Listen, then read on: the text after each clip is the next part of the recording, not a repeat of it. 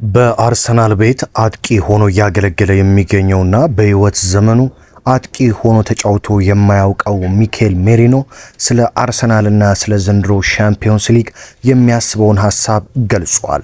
እንግዲህ ሚኬል ሜሪኖ በአሰልጣኝ ሚኬል አርቴታ በጉዳት የሳሳውን የአጥቂ መስመር እንዲሸፍን ከተነገረውና በአጥቂ ስፍራ እንግዲህ ጎሎችን ማስቆጠር ከጀመረ በኋላ በበርካታ ደጋፊዎች አይን ውስጥ ወድቋል። ታዲያ ይህ ስፔናዊ ከ7-1 ድል በኋላ ስለ አርሰናል የሻምፒዮንስ ሊግ ሀሳቡን ሰጥቷል ማለት ነው። በሌላ በኩል አሰልጣኝ ሩበን አሞሪምም በውድቀት የሚገኘውን ማንቸስተር ዩናይትድን የተመለከተ ሀሳብ ሰጥተዋል።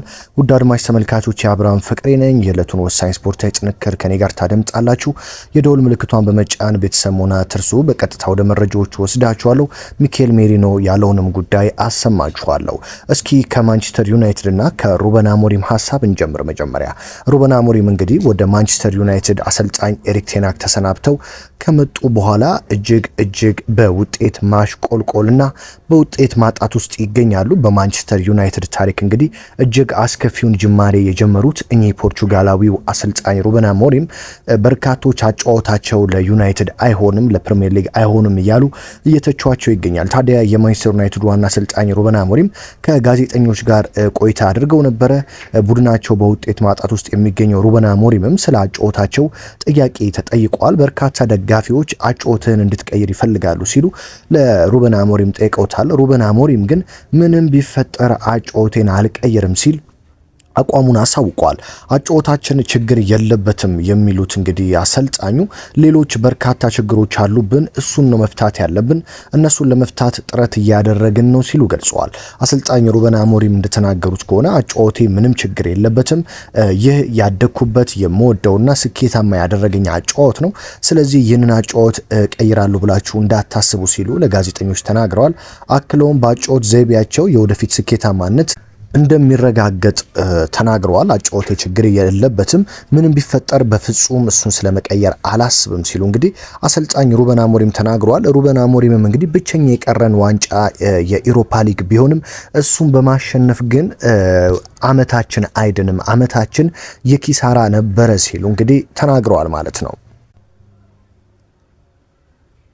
በርካታ የማንቸስተር ዩናይትድ ደጋፊዎች እንግዲህ ማንቸስተር ዩናይትድ ከዚህ አስከፊ የውድድር ዓመት ይህ ዋንጫ ሊያድነው ይችላል፣ መጽናኛ ሊሆን ይችላል እያሉ ቢያስቡም አሰልጣኝ ሩበን አሞሪም ግን የዘንድሮ አስከፊ የውድድር ዓመት ዋንጫ አያድነውም በማለት ተናግረዋል።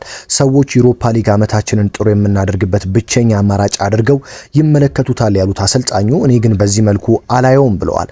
ሩበን አሞሪም አክለውም ዩሮፓ ሊግ ዋንጫ አይደለም፣ ሌላም ምንም አይነት ዋንጫ ቢመጣ ዓመታችንን አያድነውም፣ የኪሳራ ነበር፣ ይህንን መካድ አልፈልግም ሲሉ እንግዲህ ግልጹን ተናግረዋል። እስኪ ወደ አርሰናል ሚኬል ሜሪኖ ንግግርና ወደ አርሰናል ዜናዎች ደግሞ ልውሰዳችሁ። መድፈኞቹ እንግዲህ እጅግ ጣፋጭ ድል በአውሮፓ ሻምፒዮንስ ሊግ አድርገዋል። ይህም እንግዲህ በአውሮፓ ሻምፒዮንስ ሊግ ታሪክ ሪከርድም የሰበሩበት ጭምር ነው። ምክንያቱም ደግሞ ማንም የአውሮፓ ሻምፒዮንስ ሊግ ጥሎ ማለፍ ውድድር ላይ ከሜዳ ውጪ ተጉዞ 7-1 አሸንፎ አያውቅም። ታዲያ መድፈኞቹ 7-1 በማሸነፍ ትልቅ ታሪክ ሰርተዋል። በዚህ ላይ እንደ ታዳጊዎቹ ኢታን ንዋኔሪ አይነት ተጫዋቾችም ድንቅ ብቃት አሳይተዋል።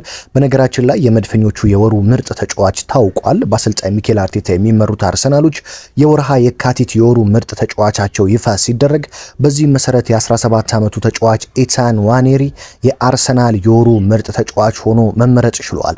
ኢታን ንዋኔሪ እንግዲህ የምርጫውን 54 በመቶ ድምጽ በማግኘት የወሩ ምርጥ ተጫዋች መሆን ችሏል። ይህ የ17 ዓመት ታዳጊ እንግዲህ በመድፉ ደጋፊዎች ዘንድ ሲወደድና ሲደነቅ ለመድፉ እንግዲህ እጅግ ትልቅ አስተዋጽኦ የሰጠ ነው። በተለይም ቡካዮ ሳካ ተጎድቶ ካረፈ በኋላ ውድ አድማጭ ተመልካቾቼ በቋሚነት እየጀመረ የሚገኘው ኢታን ንዋኔሪ በአርሰናል ማሊያ እጅግ አስደናቂ ጊዜን ሲያሳልፍ በተለይም የአካዳሚ ልጅ መሆኑ ለማሊያው የሚሰጠው ተጋድሎና ደም እንግዲህ በበርካታ ደጋፊዎች ዘንድ እንዲወደድ አድርጎታል።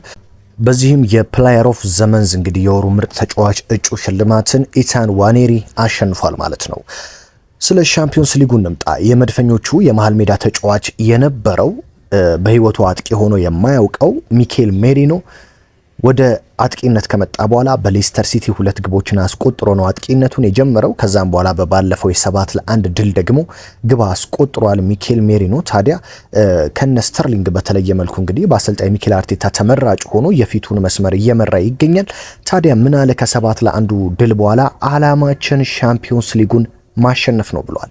የመድፈኞቹ የመሃል ሜዳ ተጫዋች የነበረውና በአሁኑ ሰዓት በአጥቂነት እያገለገለ የሚገኘው ሚኬል ሜሪኖ ቡድናቸው በዚህ ዓመት የሻምፒዮንስ ሊግ ዋንጫን ማሳካት እንደሚፈልግ ገልጿል።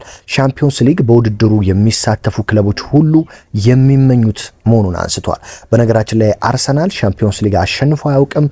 እጅግ ምኞት አለው። ደጋፊዎች በተለይ ከፕሪሚየር ሊጉ ይልቅ ሻምፒዮንስ ሊግን ቡድናቸው ቢያሳካ በእጅጉ ይወዳሉ።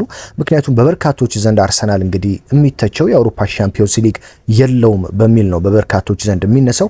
ስለዚህ ደጋፊዎችም እንግዲህ አርሰናል ሻምፒዮንስ ሊግን ካሳካ ይሄ ዓመት እንደተረፈላቸው እንዲሁም ያለፈው ዓመታት የሚኬል አርቴታ ጥረት እንደተሳካ አድርገው ሊቆጥሩት ይችላሉ። ስለዚህ ሚኬል ሜሪኖ ሻምፒዮንስ ሊግ በውድድሩ የሚሳተፉ ክለቦች ሁሉ የሚመኙት መሆኑን ካነሱ በኋላ እኛም ዓላማችን ዋንጫውን ማሸነፍ ነው ብሏል። እዚህ ያለነው እያንዳንዱን ጨዋታ ለማሸነፍ ነው። ማድረግ የምንችለውን ነገር ማድረግ ከቻልን ወደ ዋንጫው እንቀርባለን፣ አትጠራጠሩ ብሏል። ሁሉም የአርሰናል ደጋፊ ከጎናችን ሊቆም ይገባል።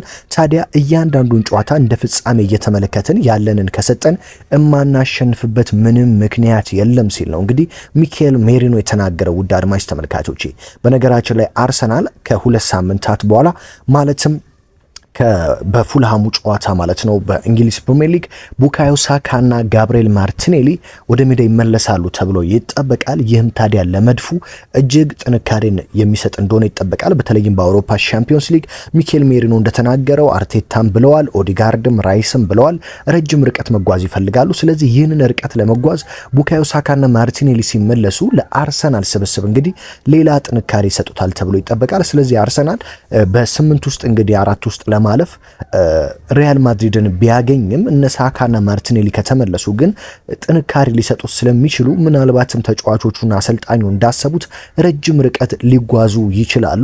በነገራችን ላይ አርሰናል እንግዲህ ማለፉን አረጋግጧል ማለት ይቻላል። 7-1 ነው ያሸነፈው። የማድሪድ ትኬቱን አሁኑኑ መቁረጥ ይችላል። ከአትሌቲኮ ማድሪድ እና ከሪያል ማድሪድ ያው እዛው ማድሪድ ከተማ ላይ ነው የሚሄደውና የሚገጥመው። በርካቶች እንግዲህ ሪያል ማድሪድ የመጀመሪያውን የማድሪድ ደርቢ ጨዋታ 2-1 ማሸነፉን ተከትሎ ሁለተኛውንም ዙር አሸንፎ ከአርሰናል ጋር የመገናኘት እድሉ ሰፊ ነው ይላሉ። ታዲያ አርሰናል የተጎዱ ተጫዋቾቹና ቡካዮ ሳካ፣ ጋብሪኤል ማርቲኔሊ ከተመለሱና እነ ሚኬል ሜሪኖ እንዳሉት እያንዳንዱን ጨዋታ በጥንቃቄ ከተጫወተ ምናልባትም ዘንድሮ የአውሮፓ ሻምፒዮንስ ሊግ ብቸኛ የቀረው ዋንጫ ከመሆኑ አንጻር ለማሳካት ያላቸውን ሁሉ እንደሚሰጡ ነው የሚጠበቀው። መድፉ የት ድረስ ይሄዳል? የት ድረስ ሄዶ ይተኩሳል?